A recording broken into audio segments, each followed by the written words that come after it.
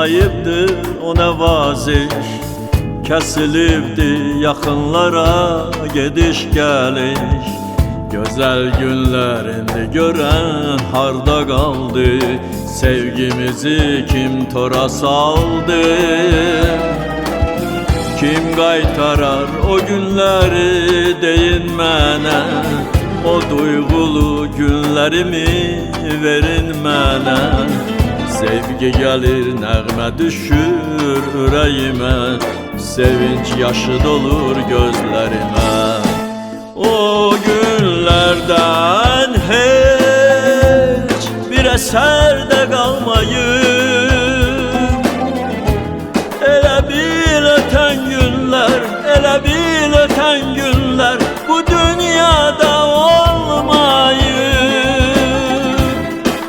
O günlərdən heç bir əsər də qalmayıb. Elə bil ötən günlər, elə bil ötən günlər bu dünyada olmayıb.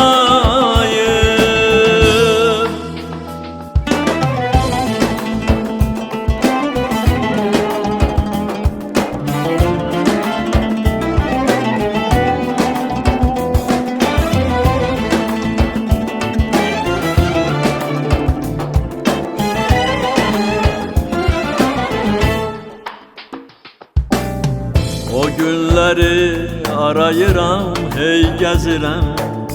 Təqvimləri yorğun süzürəm.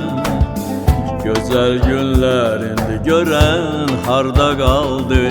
Sevgimizi kim tora saldı? Kim qaytarar o günləri deyin mənə? O duyğulu günlərimi verin mənə.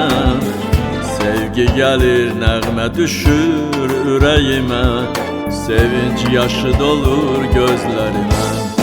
O günlərdən heç bir əsər də qalmayıb.